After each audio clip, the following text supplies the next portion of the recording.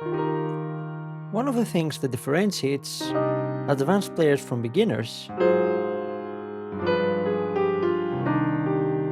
is that advanced players have all these nice colors in their chords and they make them sound so full and rich. I mean, don't get me wrong, the basic triads, even the dominant sevenths from time to time, they're nice, they're nice. But you wouldn't be here if you weren't looking for that extra spice in your playing.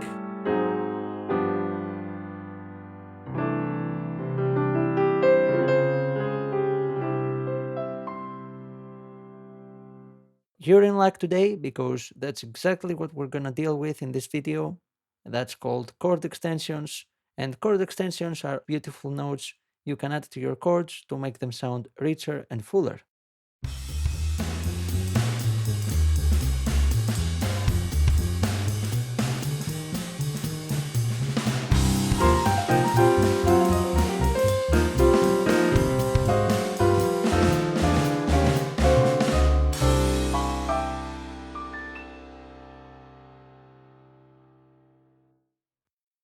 First of all, we're going to start with the natural chord extensions. And the natural chord extensions are essentially the 9, the 11, and the 13th.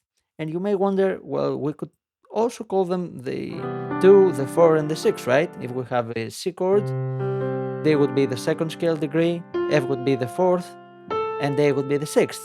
So why do we instead name them with this confusing 9, 11, and 13th? What I want you to remember, what's crucial here, is that the way we build these chords is we have a major 7 or any type of 7, sorry, any type of 7th chord as our basis, and we add thirds on top of that. Meaning that if we add the third on top of the 7, we have to count up from the 7. And that's why we will call it a 9, okay? A 9 chord, it theoretically includes the 7th as well, because in order to get to the 9, you need to skip to the 3rd, the 5th, the 7th, and arrive to the 9. The way naming these chords works is very similar to the 7th chords. If we have a C major 9 chord, like this example here, then that means we have a major 7 chord and we add the 9. Okay, if you show a C9 chord, that would mean a C dominant with a 9. So remember the major symbol, this is a triangle here, but you can see it as a major symbol as well, signifies that we have the major 7 in here and then we add the 9th. Another example would be an E flat 13th, and the voicing I have here is this. Now what I want you to notice is that we don't have the 11 here. If we had the 11th, it would be this A flat, but it doesn't really sound very pleasant to our ears. It kinda clashes with the 3rd, okay, the major 3rd, and it's a step above. It doesn't sound very nice, so in 13th chord, in major 13th chords, we skip the 11th, and we're allowed to play the 9 and the 13th on top. This is something called available tensions, which is what we're gonna discuss a bit later on. You can skip to that section if that's familiar to you. Moving on, we have a D minor 9 chord, and the way I have written this here is like that. And why would that be a D minor chord? Well, we have a D minor 7 and we add the 9. The minor symbol means the minor 7 with the extension. We need to be careful with how the naming works. Again, if you see an extension like 9, 11, 13th, you are allowed to add the previous extensions as well. A C minor 11, a D minor 11, we are allowed to add the 9 as well, and the 7 is considered part of the chord anyways, it's not an extension. The only exception to the rule, as we said, is the 13th chord, the major 13th, where we can't add the 11. We are only allowed to use the 9th. But if you want to be specific about that, and you only want one certain extension in your chord, say you want a D minor with the E, and you don't want your band or your player to play this C over here, again, they would be perfectly allowed to play that in a D minor 9 chord. But if you only want to add one extension, then you're allowed to use the add symbol. And the add symbol, as you can see here, D minor add 9, it just means we have the D minor and we add the 9. No seventh, no extra notes, just this. Now you won't come across this symbol very often in jazz because remember, jazz is a very free genre of music. The player, the interpreter, has freedom to use whatever notes they like if it's allowed by the harmony. Again, you won't see this very often, but if you want to be specific, you can use the add symbol. Now we have an E minor 11 as another example. Well, first of all, we see E minor, so we know that our basis is an E minor 7. And since we have the 11 extension, we're allowed to add the 9th and the 11th. If we skip the 9th or the 7, we can still name this an A minor 11, okay? No problems. But I'm just showing you that theory allows us to add all the extensions below the maximum extension that is notated. In this case, the highest order of extension is the 11th, and we can add the 9th as well. Next up, we have the altered chord extensions. The altered chord extensions are chord extensions that have a sharp or a flat added to them. And more specifically, these are the flat 9, the sharp 9, the sharp 11, and the flat 13th. Let's take a C major chord. We know the 11th would be this F over here. Okay, why we know that? Because we can count up to 11 from the major scale. So the sharp 11 would be the F sharp here. That's a perfectly fine voice to add. And this is the exception we talked about earlier. In major chords, we are not allowed to add the 11th, but we are allowed to add the sharp 11. So if you want to add all the possible extensions in a major 7 chord, you can have the 9, the 13th, and instead of the 11, you add the sharp 11. Moving on, we have the flat 9 and the sharp 9 extensions. You may hear people refer to these extensions as alterations as well. It's the same thing, altered extensions or alterations. Let's take a look at this D7 chord. I have D, the root, then the 7, and on my right hand I have this C flat, this F sharp, and this A. Now this is the D7 chord, and the E flat here is the flat 9. Again, if you want to find the 9th, you count up the major scale. This would be 8, this would be 9. If you can't do that, you can start from 1, go up the major scale, then you reach 8. The 9th is just another step above. This would be the 9th, this would be the flat 9th. And the same exact logic applies to the sharp 9. Instead of an E, we would have an F. Very spicy chord voicing here. Here I have the root, doubled in the bass. I have the major third, our 7th, and then the sharp 9. Next up, I have a G7 flat 5. Flat 5 is the same note as the sharp 11, but there is a difference in how we use them in notations, and I'm going to show you right now. First of all, let's take a look at why the flat 5 and the sharp 11 are the same. Say I have this G chord here. My flat 5 would be the D flat. Okay, we have the 5th. Now the D flat is the flat 5. And the flip side of that is that we can count up the major scale. Now here's 8, the octave. You can start counting from 8 if you want. 8, then we have the 9, the 10th, the 11th, and now we go sharp 11, and we end in the same note. In one case it's the flat 5, the D flat, and the other case it's the C sharp, which is the sharp 11. Which symbolism you should prefer? if you don't want the 5 in your chord and you only want the altered extension, meaning that you have this G, F here, and then you have your third, your flat 5, and your 7, then you can use the flat 5 symbol. But if you want to have your fifth in the chord as well, you want this dissonance right here, then you have to use the sharp 11 symbol. And the voicing I have here is the root, then the D, which is the fifth, then we have the third, seventh, sharp 11. And the same exact thing applies for the flat 13th, which can be thought of as a sharp 5. Again, let's count. We have the A7 chord, so our 13th, it would be 8, 9, 10, 11, 12, 13. F sharp is the 13th. If we flatten it, it becomes an F. And if we take the fifth, which is the E here, and we sharpen it, we end up on F again.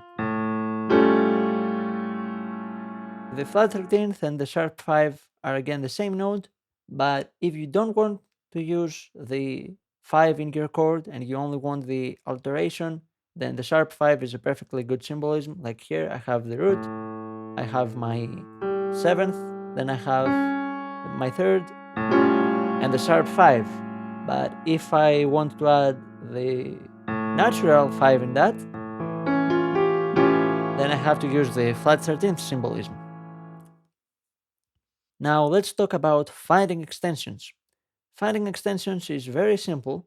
However, I see many educators don't really focus that much on how to find the extensions the proper way. And many students are sometimes confused. For example, if you have a C chord, it's easy to find extensions. You count up the C major scale. But if you have a C minor chord, for some reason, many people think that you have to count up the C minor scale to find the extensions in that case. Let me tell you that that's all wrong. The way extensions work is they always come from the major scale. No matter if you have a major 7, if you have a dominant 7, if you have a minor, a diminished, it doesn't matter. Always count up the major scale. If we have this F7 here, this F7 chord here, we will count up the F major scale to find the extension. So we have our 8th, then our 9 is the G, we skip the 10th, we go to the B flat, again remember the F major scale.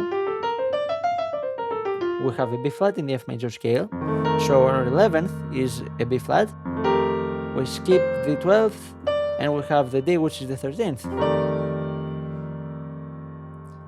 If you don't want to think of counting up the major scale because it may take some time, you can think of intervals. If you're classically trained in music theory, then the 9 is a major 9 always, and the major 9 is an octave and a major second. To find the 11th, you have a perfect 11, meaning that you have an octave, and then you have the perfect fourth. And if you want to find the 13th, you have a major 13 in there, which is again the octave, and then you have the interval of a major 6.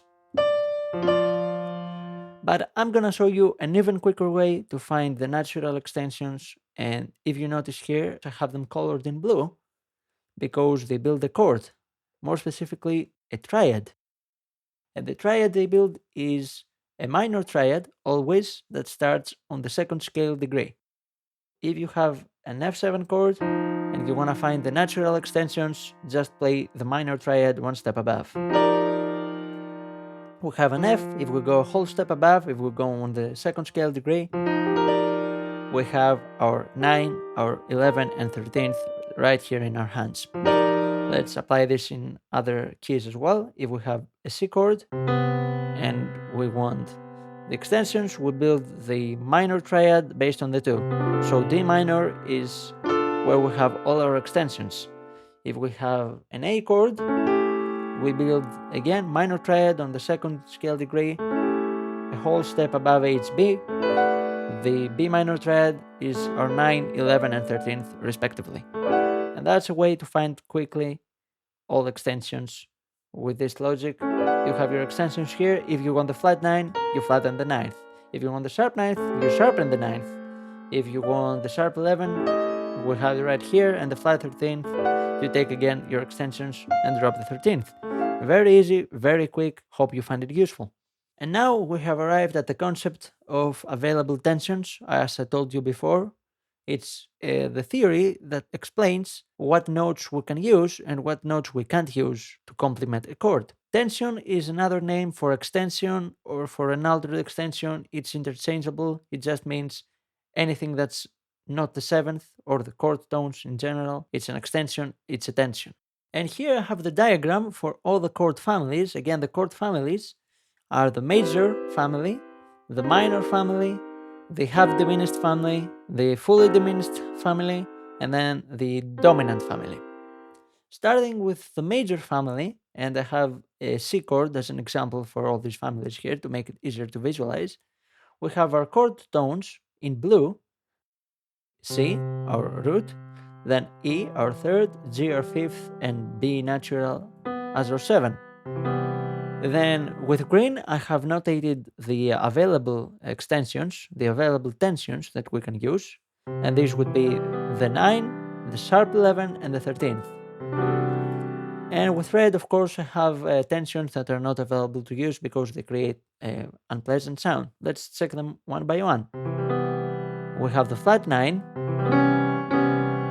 and this doesn't really sound nice.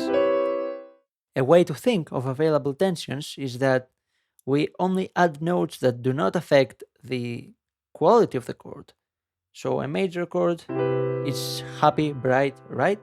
And if we add a ninth, it still possesses that bright and warm, happy character. But if we add the flat 9, we create this dissonance and it stops being a major chord. It stops sounding like something happy. That's the empirical way to look at it. Same with the sharp 9. Let's try it out. We have a happy chord. And if we add the sharp 9, too much tension for our liking. Then E is the third, F is the 11.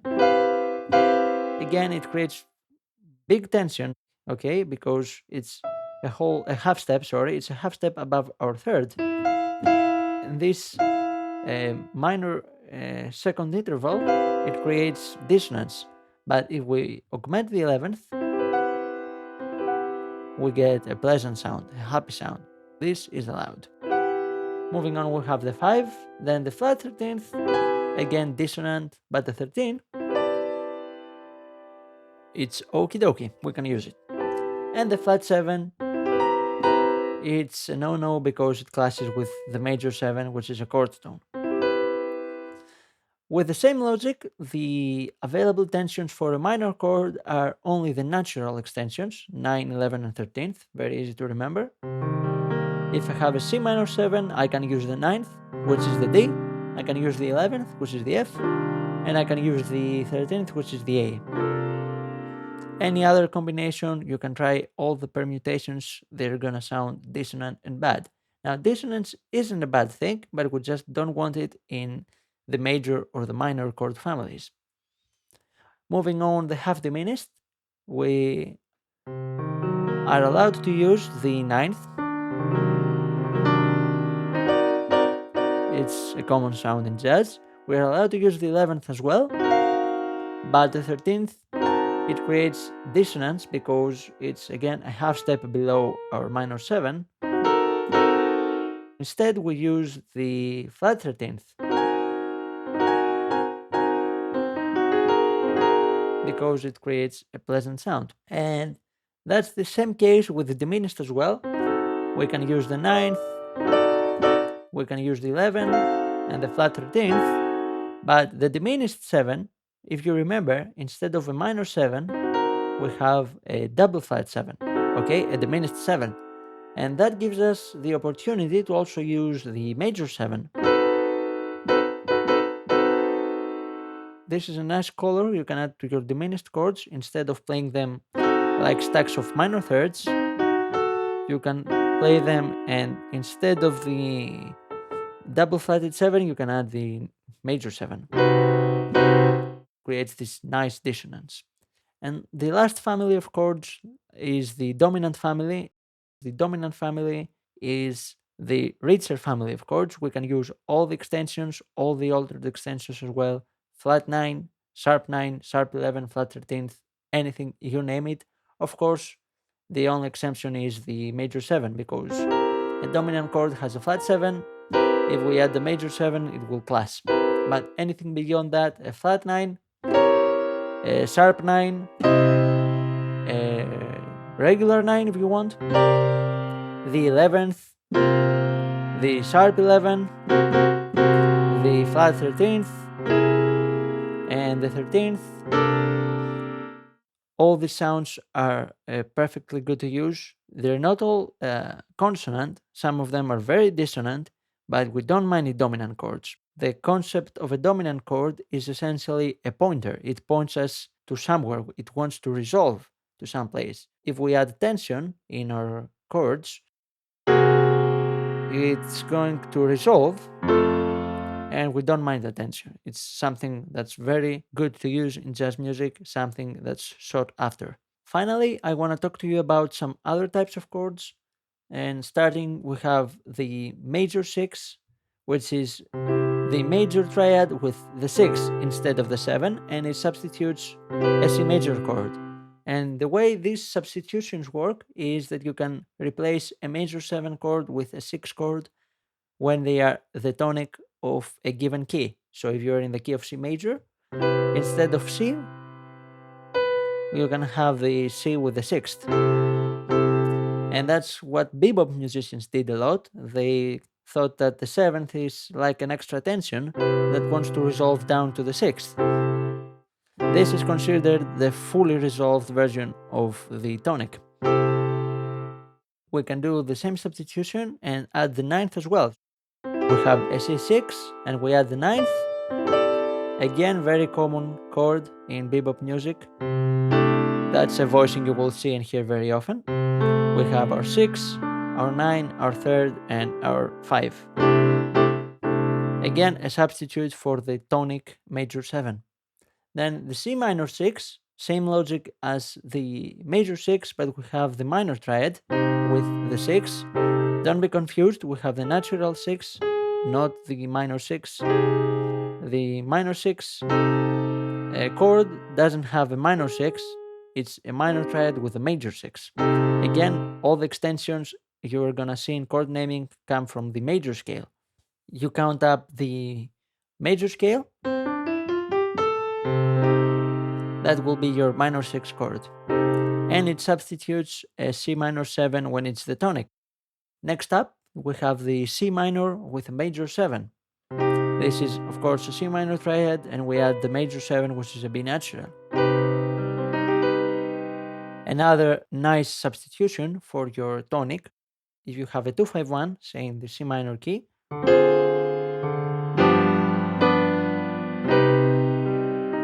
you can edit on the minor major 7 chord instead of the minor 7 or the minor 6. And the last chord is the minor major 9, which is like the minor major 7, but we'll also add the 9th. And you have heard this chord, of course, it's the James Bond chord. In every James Bond movie, every James Bond score, you can find this chord, usually played by a guitar with tremolo, okay, that does this nice swoosh feel. Again, you usually use them to substitute the tonic, meaning that in the key of C minor, instead of C minor 6, you can use a instead of a C minor 7, you can use a C minor with a major 7, with the 9th, with the 6th, all available options. But if it's not the tonic, we don't usually substitute. For example, the F minor 7, which is the 4 chord in the key of C minor, we wouldn't substitute with an F minor 6. We only use these substitutions for the tonic. Thank you so much for joining me today. If you have any questions, feel free to leave them down in the comments below. You can find this PDF file available for download in my website, openjazzproject.com. It's in the description. Make sure to also leave a like and subscribe to not miss out on any future updates. Until the next video, see you.